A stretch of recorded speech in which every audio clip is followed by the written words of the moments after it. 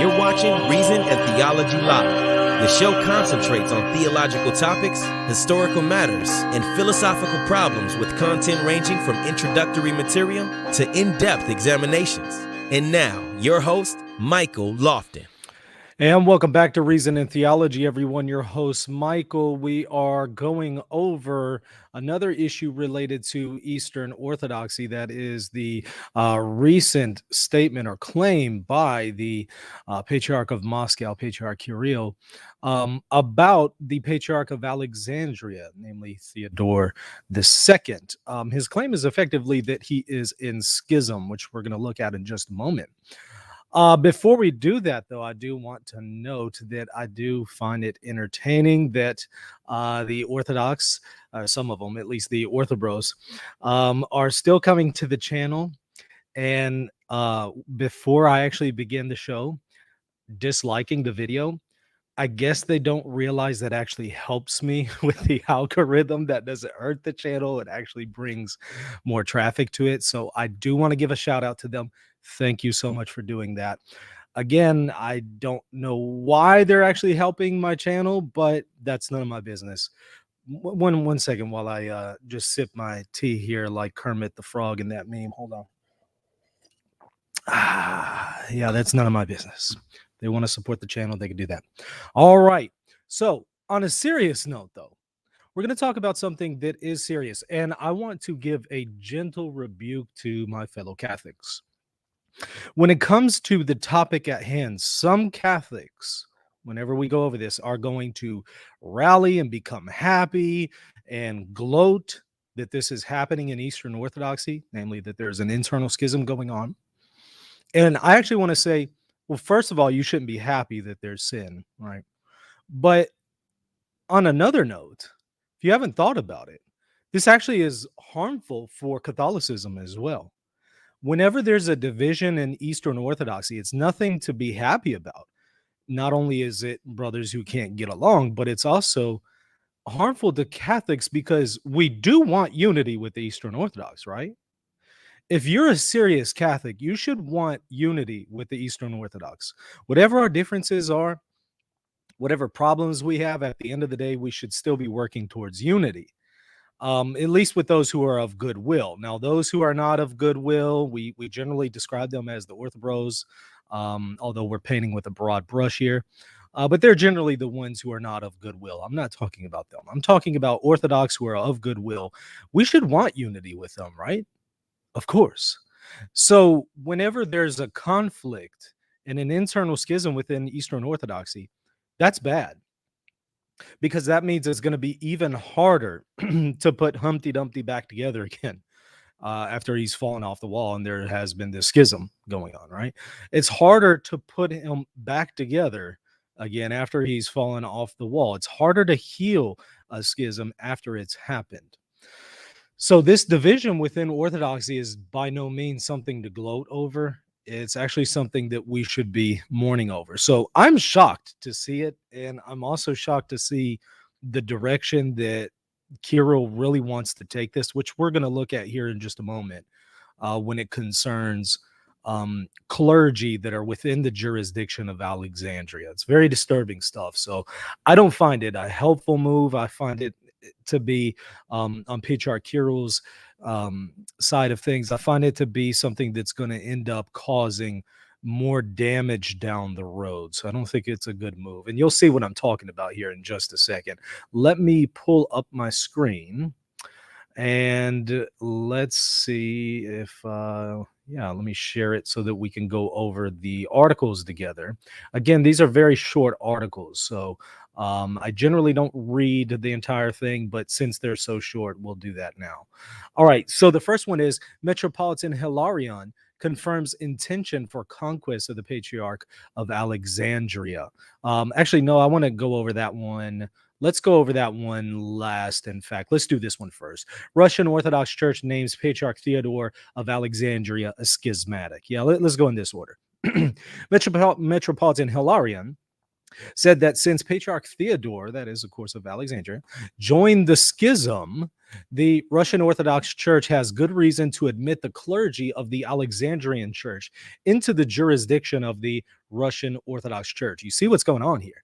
He's number one saying that, okay, Moscow is effectively noting that Theodore II of Alexandria, the third in the taxes, is in schism.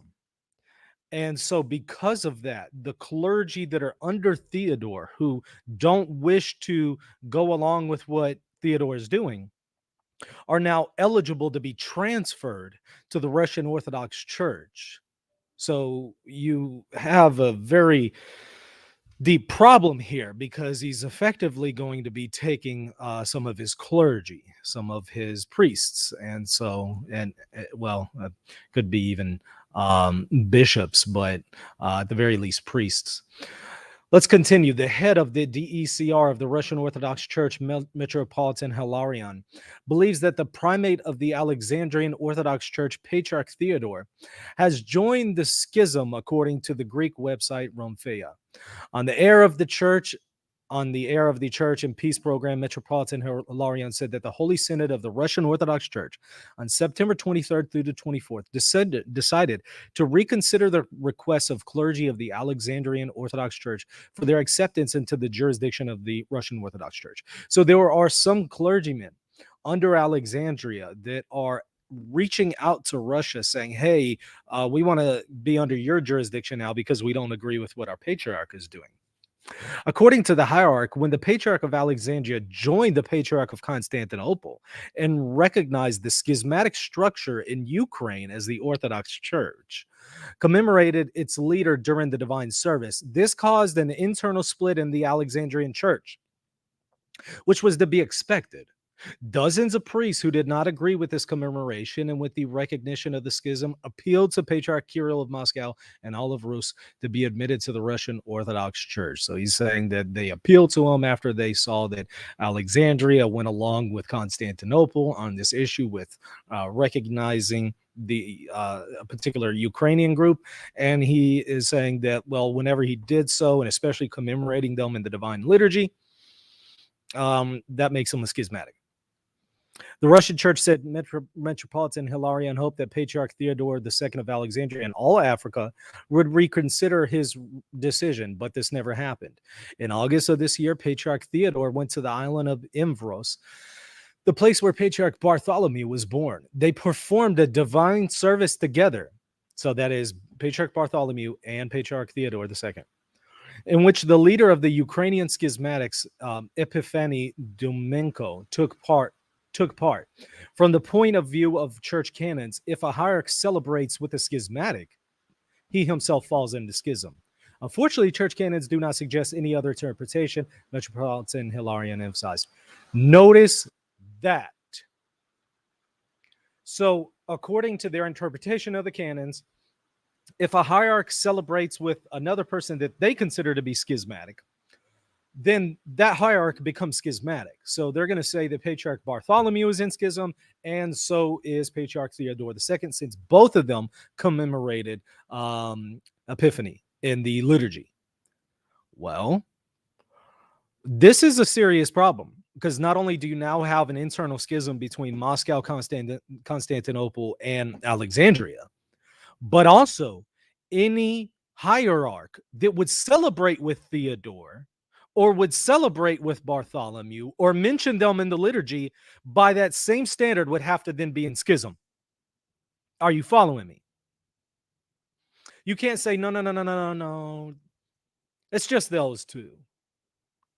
Wait, by the same logic, if a hierarch celebrates with a schismatic, they become a schismatic. Well, if you say that Theodore and Bartholomew are schismatics, so any hierarch then after that who celebrates with these guys or commemorates them in the liturgy becomes schismatic.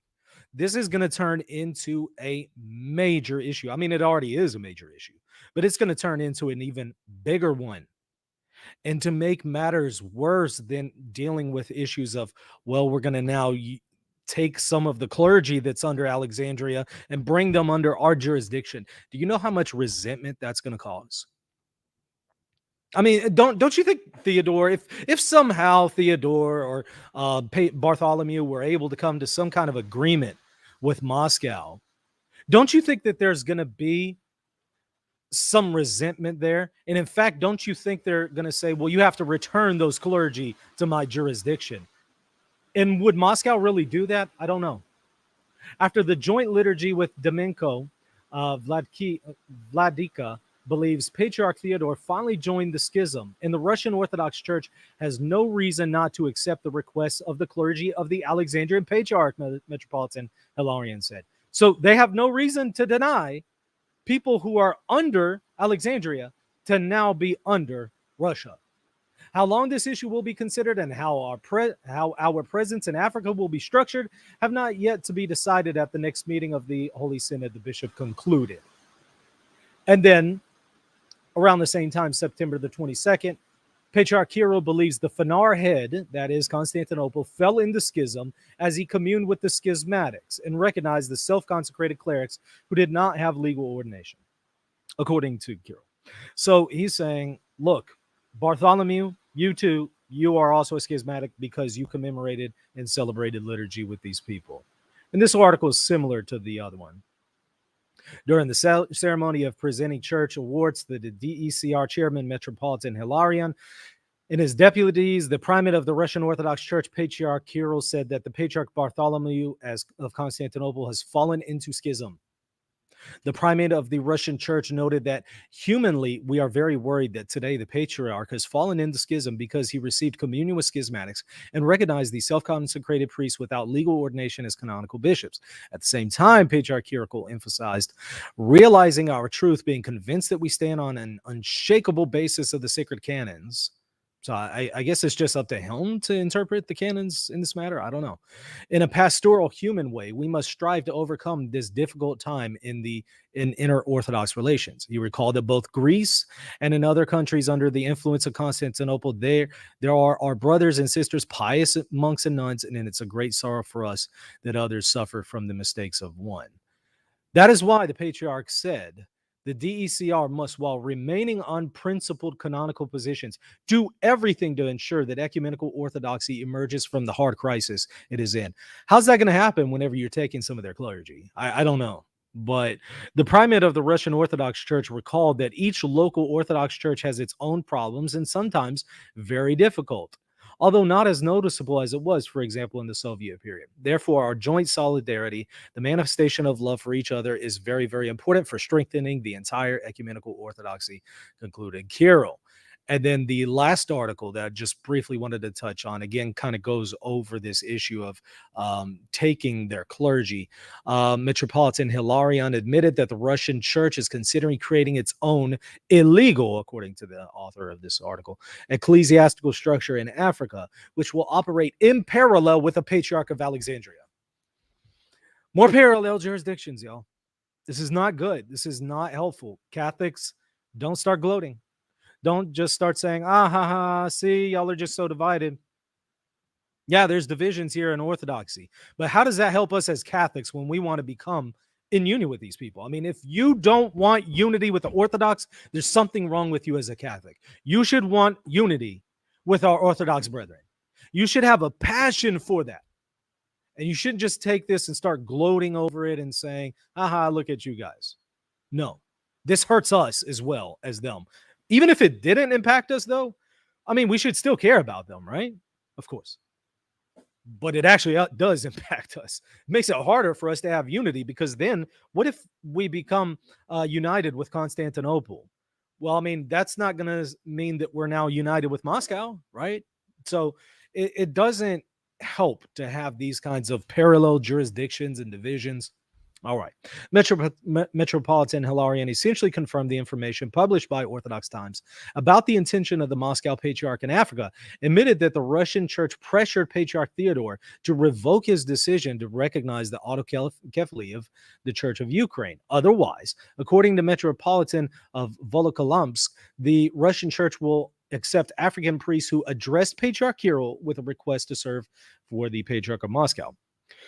So if they contact the Patriarch, they're going to allow them to be under his jurisdiction, creating more divisions and ruptures within Orthodoxy. And how is this going to help heal the schism? I don't know. It's just going to deepen it, in my opinion. It's just going to pour salt in the wounds. If there was a chance that you could have healed this schism, Patriarch Kirill, I think you just really killed that chance by this move. In particular, the Metropolitan of the Russian Church in his weekly TV show on the TV channel Russia 24, answering a question from the presenter about the possibility of the Russian Church accepting priests from the Patriarch of Alexandria, made the following statement. We are talking about a few dozen priests who addressed Patriarch Kirill of Moscow and all Russia with a request to accept their parishes in a Russian Orthodox Church. A few dozen, as if that's not a big deal. But okay, few dozen priests so far. No, I guess bishops, but a few dozen priests. But how long before it's more than a few dozen priests once you accept this, right? Once there's precedent for it. The point is that when the Patriarch of Alexandria sided with the Patriarch of Constantinople and recognized the schismatic structure in Ukraine as the Orthodox Church, he mentioned its leader during the Divine Liturgy and caused an internal schism, right? As we already noted. So this line of thinking, as I mentioned, is not helpful, because this line of thinking is saying, okay, if you commemorate this person in the liturgy, you're automatically schismatic. Well, that means then anybody who then commemorates Theodore II and Bartholomew, by that same logic, you're going to have to say that they're in schism as well. So this Orthodox apologetic of just saying, well, it's just this partial schism between Moscow and Constantinople. It doesn't really involve the other patriarchs and bishops. They're all still in communion with one another. It's just that these two guys don't recognize each other. Okay, well, now it's another patriarch. And then on top of that, by the same reasoning, anybody else who recognizes those patriarchs is then going to be in schism. So it's not going to be just, well, it's this tiny schism within Orthodoxy where just these two people don't recognize each other, but everybody else, we're all in unity. Nope, that's not going to work. That's not going to work. Be consistent. Apply that logic elsewhere, and you're going to see that this is going to turn into another 1054, even though the schism didn't happen in 1054. We know that. But for rhetorical purposes, people often say that 1054 is when the schism happened, and so I'm just using that for a rhetorical purpose. Here, you're going to have a massive schism, not some small, tiny internal conflict like during the Meletian schism, and then this thing is settled and it's not a big deal. That's not what seems to be going on here. So I'm not buying that. And again, that's not me saying that happily. In fact, I say that with great sorrow, because I want unity with the Orthodox. I think that Catholics and Orthodox need to be united. Not saying that we need to ignore theological differences. I'm not saying that. I'm not saying that. I think we need to hash out the theological differences, especially when it comes to primacy and papacy. I think we need to hash those things out. I don't think that there should ever be unity that's not based on truth. Not some kind of full unity. No, of course not. If we're going to have full unity, that we have to be in agreement on what's true. So I'm not saying let's just kind of brush our differences to the side. No, let's work towards reunion on that. Let's work towards a mutual understanding, not sacrificing truth in the process, but let's work towards a mutual understanding while being faithful to truth. I mean, at the end of the day, there's going to be only one truth, and that's what we all should be seeking after. So again, I'm not affirming relativism. I think we need to have those doctrinal discussions, and we clearly do on this show.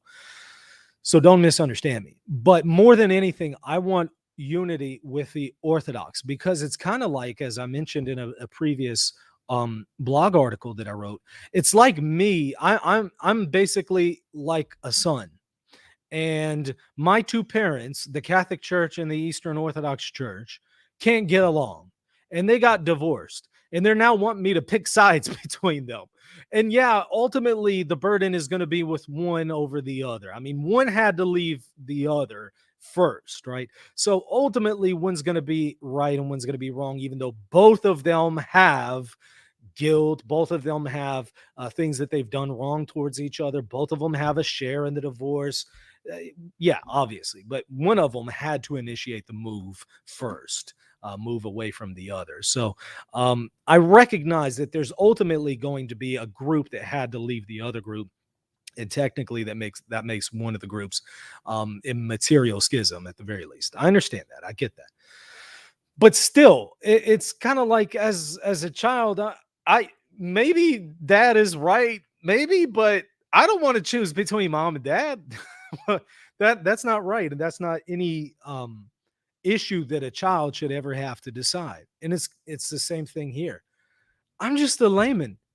I'm not a bishop.